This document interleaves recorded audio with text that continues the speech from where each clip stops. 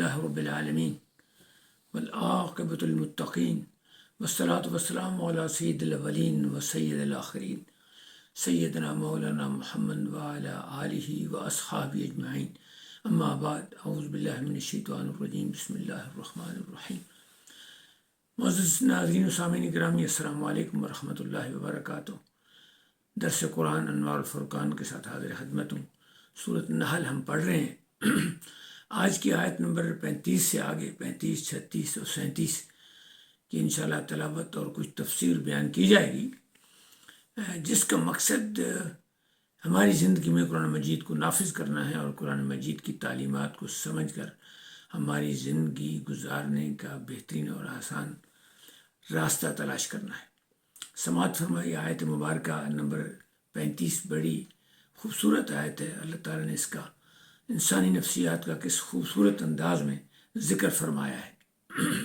وقال الذين أشركوا لو شاء الله ما عبدنا من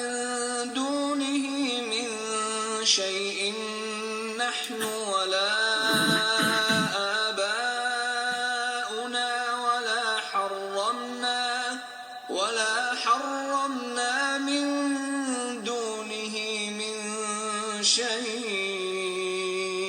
كذلك فعل الذين من قبلهم فهل على الرسل إلا البلاغ المبين۔ بڑا خوبصورت آیت مبارکہ میں تجزیہ کیا گیا ہے کہ جو لوگ شرک کرتے ہیں، اللہ کے برابر دوسروں کو مانتے ہیں، اللہ کی الوہیت کا گویا کہ انکار کرتے ہیں، تو وہ کیا کہتے تھے؟ یہ قریش مکہ کا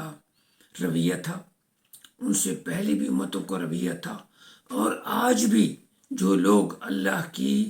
قوت اور طاقت اور اس کی وحدانیت کو صحیح نہیں مانتے ہیں، دل سے اقرار نہیں کرتے ہیں، اسی قسم کی بودھی دلیلیں لاتے ہیں۔ وہ کہتے ہیں کہ آپ کہتے ہیں کہ اللہ بڑی طاقت قوت والا ہے، تو پھر اگر اللہ چاہتا تو ہم اس کے علاوہ کسی اور کی عبادت نہ کرتے، ما عبدنا من دونہ من شیء، اس کے علاوہ کسی کی عبادت نہ کرتے، نہ ہم کرتے، ولا آباؤنا، نہ ہمارے آباء و اجداد کرتے۔ تو گویا کہ ہمارے آباء و اجداد بھی کر رہے ہیں، ہم بھی کر رہے ہیں، تو آپ کا یہ دعویٰ کہ اللہ بڑی قوت والا طاقت والا ہے اور ہمیں سزا دے گا، یہ صحیح نہیں ہے۔ اور پھر نہ ہم وہ چیزیں اپنے اوپر حرام کی گئی ہیں ان کو اپنے آپ پر لازم کر دیتے، اللہ ہمیں روک سکتا تھا طاقت کے ذریعے۔ اللہ نے فرمایا کہ یہ جو بودھی دلیل ہے، یہ ایک شیطانی خیال ہے، انکار کو کور کرنے کے لیے کذالک فعل الذین من قبلہم، اس سے پہلے بھی لوگوں نے یہی بہانہ بنایا جب انبیاء نے فہل علی الرسل البلاغ المبین، کہ نہیں ہے پیغمبروں پر مگر اچھے واضح طریقے سے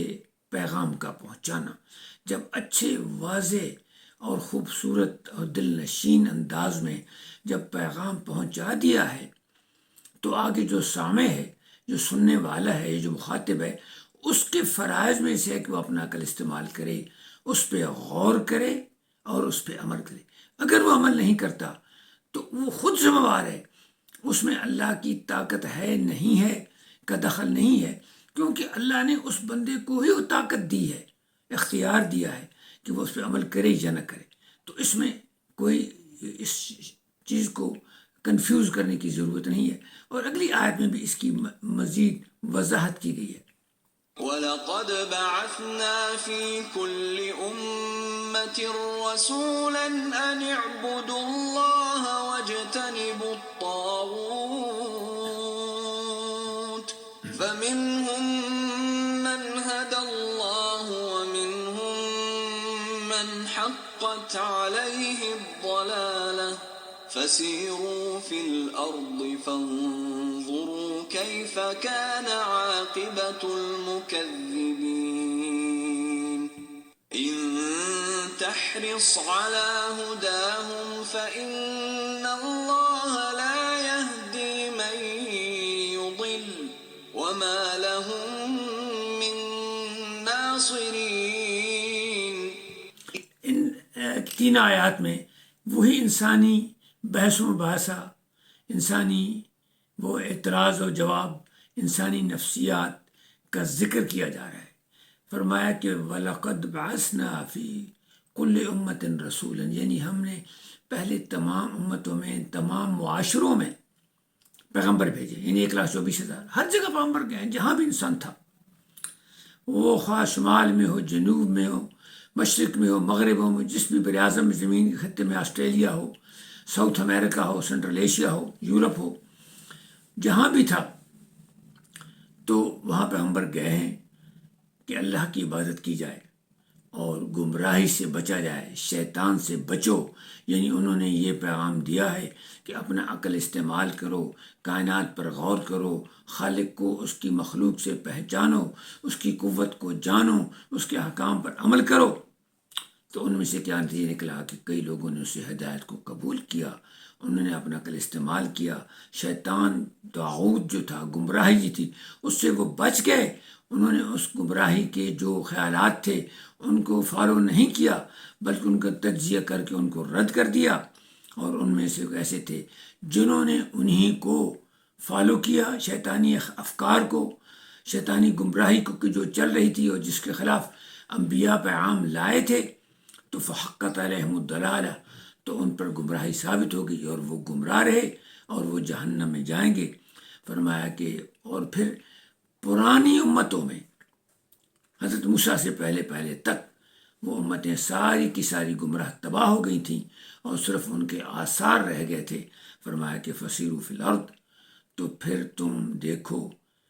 کہ کیا جھٹلانے والوں کا کیا انجام ہوا، جنہوں نے رسولوں کی دعوت کو جھٹلایا،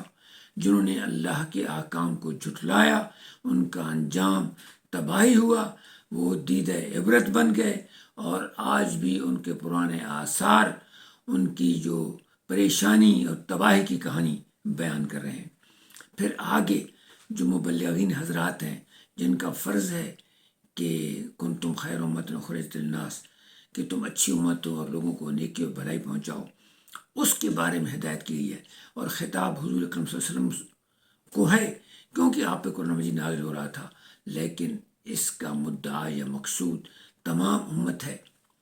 اور وہ مسلمان ہیں جنہوں نے یہ بیڑا اٹھانا ہے بھلائی کا، سچائی کا، اچھائی کا، لوگوں کو پہنچانے پر، ان کی اصلاح کرنے پر، نہ کہ آپس میں لڑتے رہیں اور ایک دوسرے سے مخالفت اور ضد اور بغض میں ایک دوسرے کی تباہی کرتے رہیں۔ فرمایا فَإِن تَحْرِصْ عَلَىٰ هُدَىٰ، اگر آپ ان کی ہدایت پر اپنی طبیعت مبارکہ میں غبار خاطر لاتے ہیں، آپ کی طبیعت ان کے گمراہی کی وجہ سے پریشان رہتی ہے، آپ کی طبیعت ان کی ہدایت پر عمل نہ کرنے اور سے انکار کرنے وجہ سے دکھی ہوتی ہے، تو پھر کیا ہوا؟ آپ پریشان ہوں۔ فَإِنَّ اللَّهَ لَا يَهْدِي مَن يُضِلُّ، آپ اللہ تعالیٰ جو گمراہی پہ چل پڑتا ہے اس کو ہدایت نہیں دیتا، جو گمراہ ہے وہ گمراہ ہی رہے گا، جو ہدایت پہ آئے گا وہ ہدایت، راستے دونوں ہیں، ہدایت کے اسباب موجود ہیں، ہدایت کے پیغامات موجود ہیں، اور آپ بتا رہے ہیں اور وہ عمل نہیں کرتے ہیں تو وہ اس کی سزا خود بھگتیں گے۔ آپ پریشان نہ ہو، آپ پیغام پہنچائے، سے کہا نا کہ فَهَلْ عَلَى الرُّسُلِ الْبَلَاغُ الْمُبِينُ، کہ نہیں ہے رسولوں پر پیغام مگر واضح طریقے سے، خوبصورت انداز سے پہنچانا، اگر وہ پہنچا دیا تو اس کا فرض پورا ہو گیا، عمل کرنا نہ کرنا سننے اور مخاطب پر۔ ایسے فرمایا کہ وَمَا لَهُم مِّن نَاصِرِينَ، جب وہ گمراہ ہو جائیں گے، جب ان کو سزا ملے گی تو ان کے لیے کوئی بھی ان کو بچانے والا نہیں ہوگا، تو آپ کو پریشان نہیں ہونا چاہیے۔ تو جناب یہ آیت مبارکہ آج کا درس تھی، اور یہ ہمیں سمجھ آتی ہیں کہ ہم تبلیغ کس طرح کریں، ہم اپنے آپ کے جو ہمارے خیالات شیطانی آتے ہیں اس کا تجزیہ کریں، پرانی باتوں کو نہ مانیں، اپنے کردار کی اہمیت کو جہاں ہم دنیا میں اہم سمجھتے ہیں وہاں آخرت کے اعمال میں بھی اہم سمجھے۔ اللہ تعالیٰ آپ کو اور مجھے قرآن پاک کو سمجھنے اور اس کے پہنچانے، اچھے طریقے سے بلاغت مبین کے